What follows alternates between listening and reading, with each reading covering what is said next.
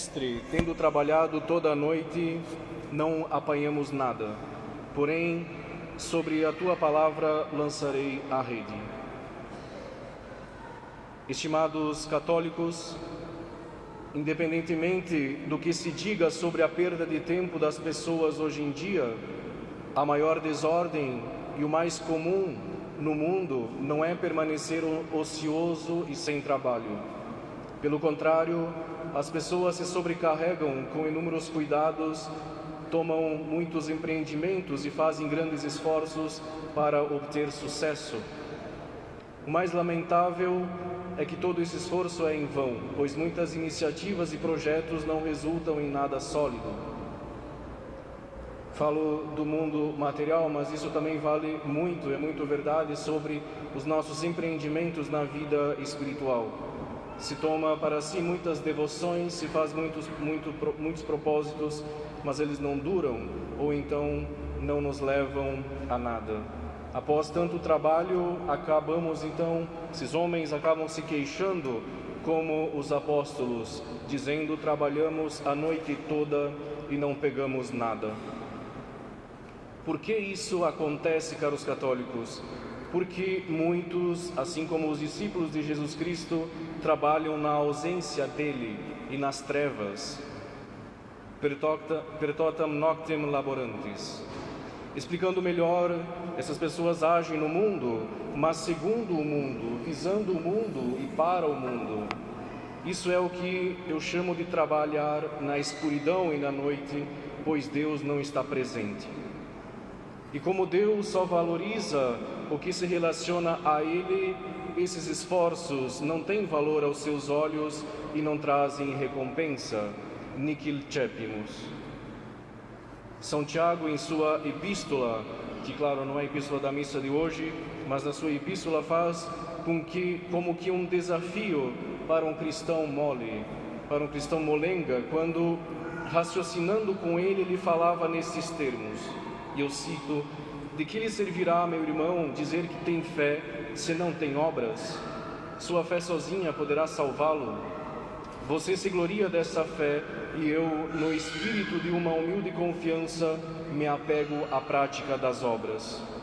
Mostre-me sua pretensa fé, que é sem obras, e eu, pelas minhas obras, lhe provarei a minha fé. Esse desafio não admitia uma réplica e refutava desde então a fé fictícia e imaginária, ou seja, a fé que se justifica independentemente das obras. Aquela doutrina que a heresia protestante ousou renovar. Nada sendo mais conforme ao bom senso e à razão do que reconhecer entre as obras e a fé essa aliança mútua que faz com que, assim como não pode haver boas obras sem fé, também não pode haver uma fé nem suficiente para a salvação, nem mesmo capaz de se manter ao menos em sua perfeição e pureza sem as boas obras. Supondo, portanto, esta máxima católica de que a fé e as boas obras não podem ser separadas na ordem da justificação, nós vamos analisar um dos segredos da vida cristã, que é importante que conheçamos. Trata-se da perda da fé. Muitos cristãos sofrem desse medo de perder a fé, de perder a Deus. Pois, em poucas palavras, aqui está então o meu propósito deste sermão. Eu só posso julgar a fé de um cristão por suas obras.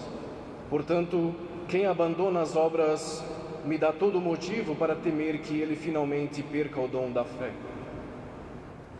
Eu falo aqui a fiéis católicos, são fiéis, mas que apesar da profissão que fazem de selo católicos, estão muitas vezes, ou sempre, sujeitos a todos os dias de vacilar na fé e às vezes até de sucumbir às tentações que abalam sua fé.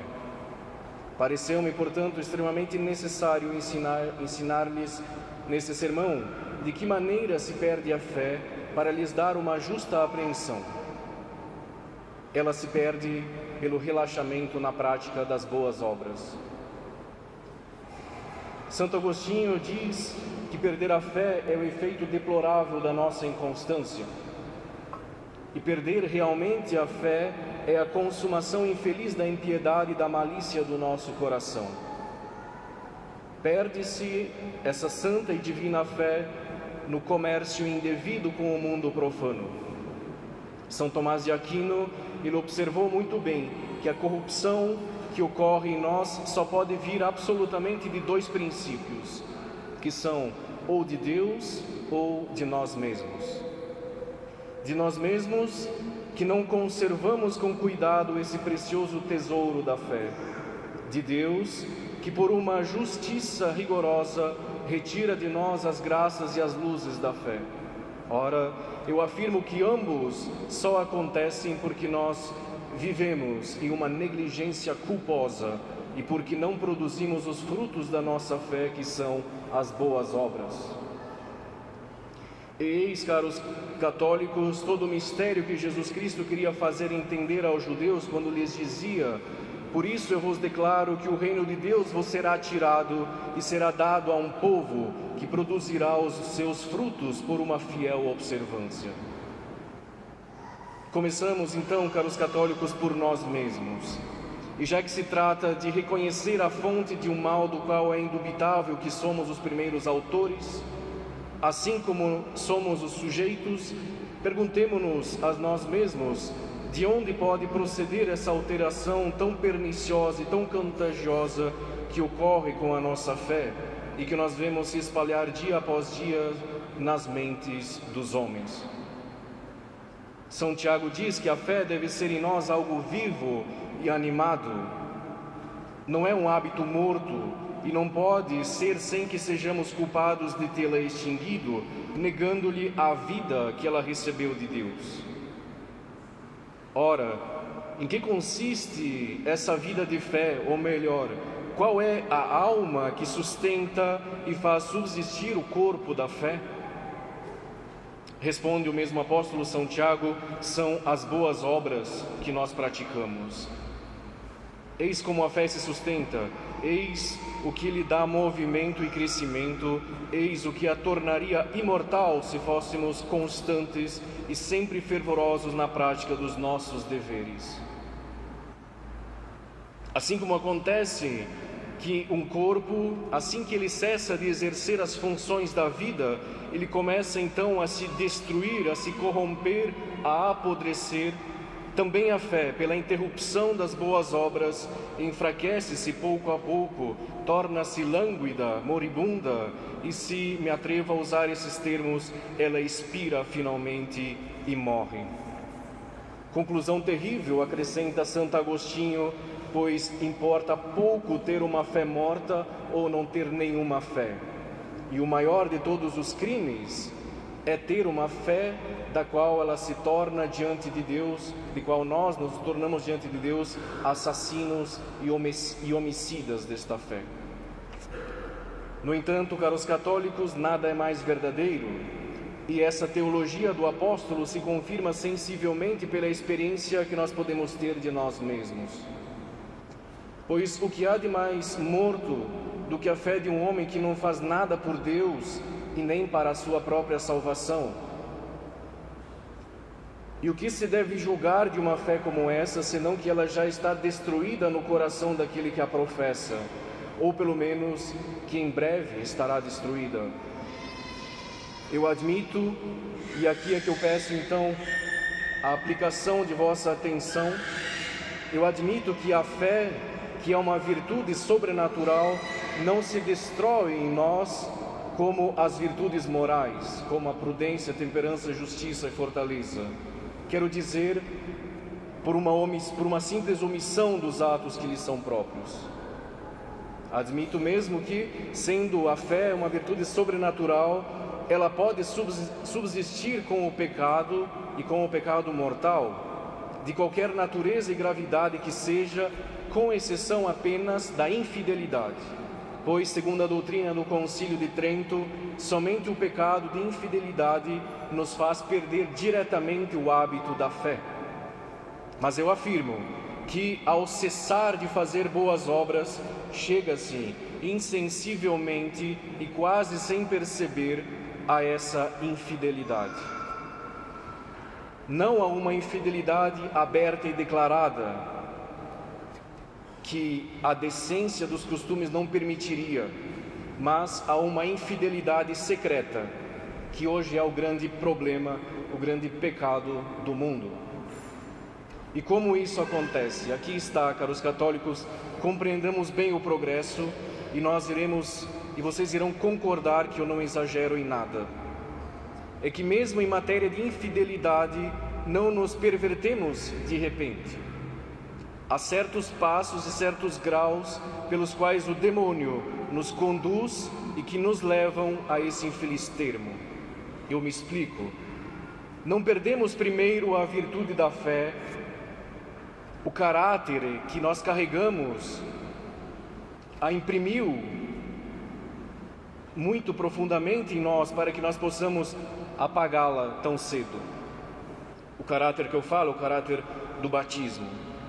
Mas nós perdemos primeiramente o uso e o exercício da fé, negligenciando os deveres religiosos aos quais essa fé nos compromete.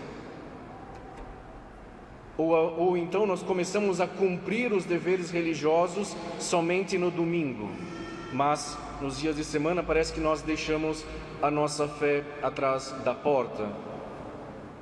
Ao perder o exercício da fé, nós perdemos pouco a pouco o afeto e o gosto por ela.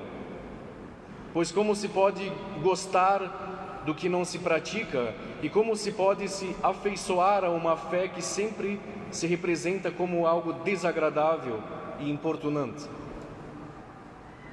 Depois de perder o afeto e o gosto pela fé, logo então perderemos a submissão e a docilidade que a fé nos exige.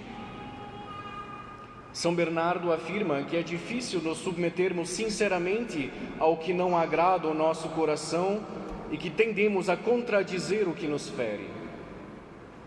Quando nós perdemos essa submissão da fé, corrompemos a sua essência, pois a submissão do espírito é essencial para a fé. Com a fé corrompida, resta apenas uma aparência de virtude, que é ainda pior aos olhos de Deus do que a infidelidade dos pagãos, pois ela é uma infidelidade construída sobre os escombros de uma fé. Isso ocorre devido à covardia, ao desgosto e ao abandono das boas obras. Um homem mundano vive segundo o espírito do mundo, o que o leva a uma insensibilidade de coração e ao esquecimento das coisas de Deus. Ele abandona a oração, abandona os sacramentos, abandona a penitência, os jejuns e as abstinências. Se ele participa da Santa Missa, é sem espírito religioso e às vezes até mesmo com irreligião. Não há recolhimento, não há prática de caridade, nem cuidado na educação dos filhos. Sua vida religiosa se resume a uma missa por cerimônia, porque tem que cumprir o preceito. Um sermão, ouve o sermão por curiosidade ou porque não dá para sair durante o sermão, durante todo o sermão. Pratica ali uma esmola por mera formalidade ou por uma compaixão humana. O resultado disso é um adormecimento, uma letargia e finalmente a extinção completa da fé.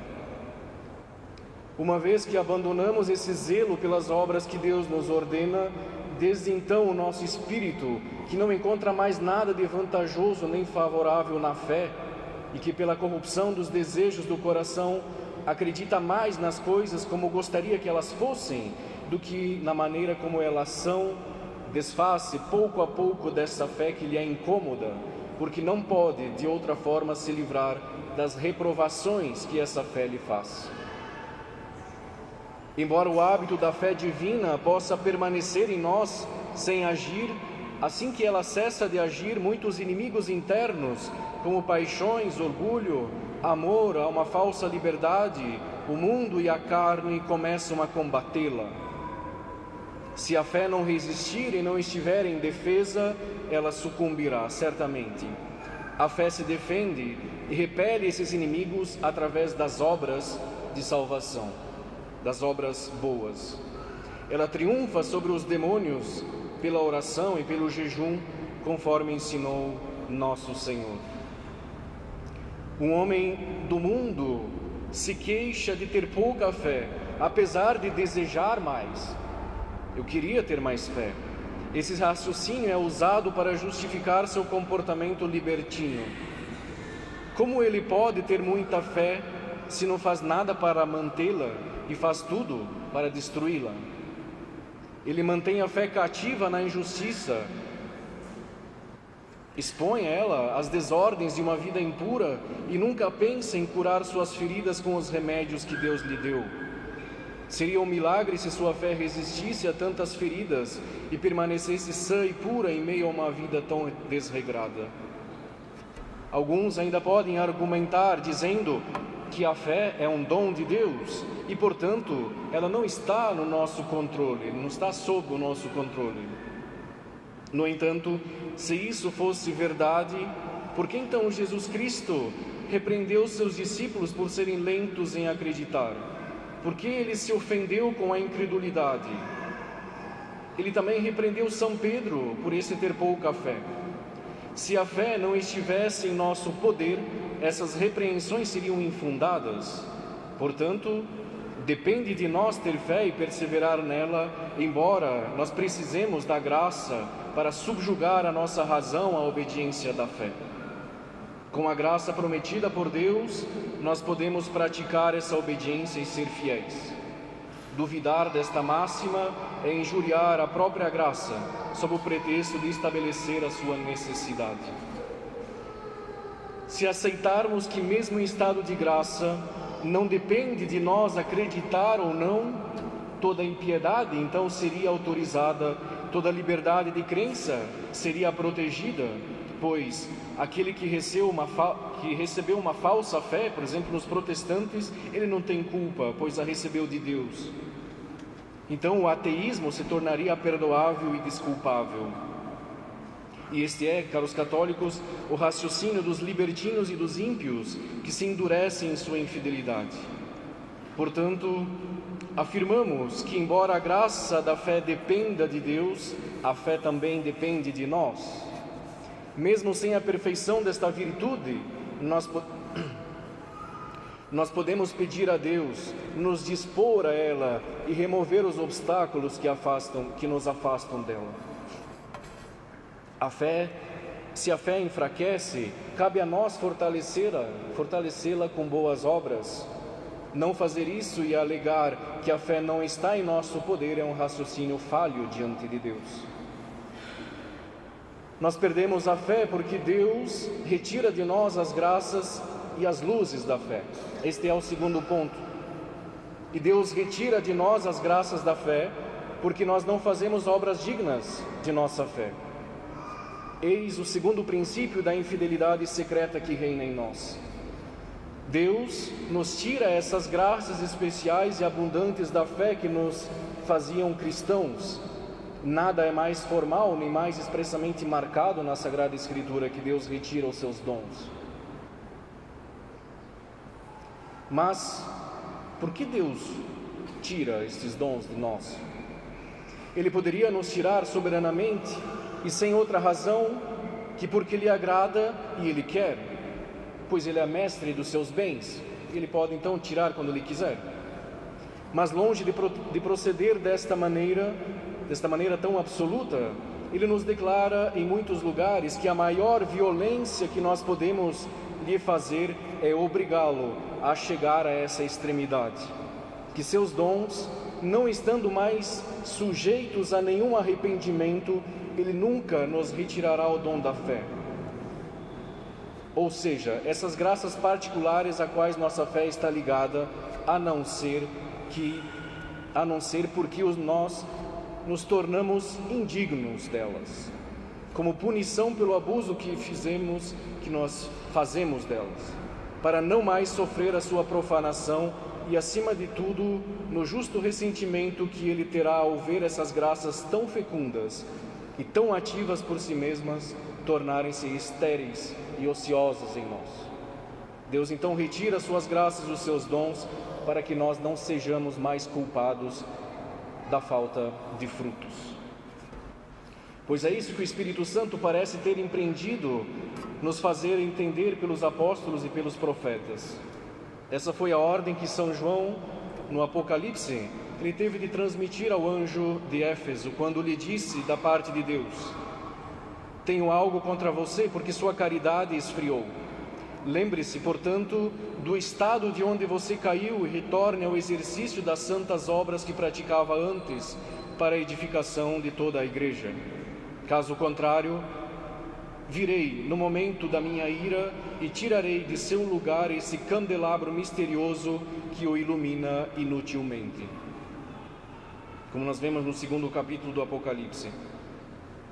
De São Gregório, que este candelabro, no seu próprio sentido da letra, nos representa a fé, de que ele é símbolo. E isso mostra que Deus, cansado da negligência desse anjo e do relaxamento de sua vida, não tinha justiça mais rigorosa a exercer sobre ele do que tirar-lhe as graças da fé. É isso que nos prega também aquela parábola tão inteligível e ao mesmo tempo tão terrível, podemos dizer, a parábola do talento enterrado, que o pai de família fez tirar daquele de seus servos que não cuidou de fazê-lo valer. Pois, segundo a observação de Santo Agostinho, esse primeiro talento, esse único talento que deveria produzir outros, é evidentemente a fé, que deve operar em nós as obras de salvação. E a severidade que esse pai de família usou contra seu servo é justamente o que se cumpre em um homem de hoje, o homem do século, quando Deus, começando já a reprová-lo, o despoja do único bem que lhe restava, que era a luz da fé divina.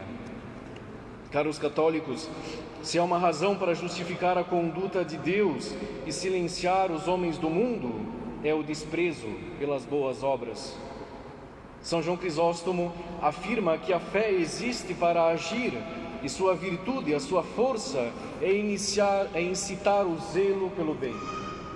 Se a fé não produz boas ações, Deus tem o direito de destruí-la, assim como uma árvore que não dá frutos. Deus pode dizer: corte essa árvore, pois de que adianta conservá-la? A fé não é apenas uma distinção, a fé não é apenas um ornamento ou alguma coisa que você vai colocar ali no Instagram dizendo que você é católico, mas deve resultar em ações dignas.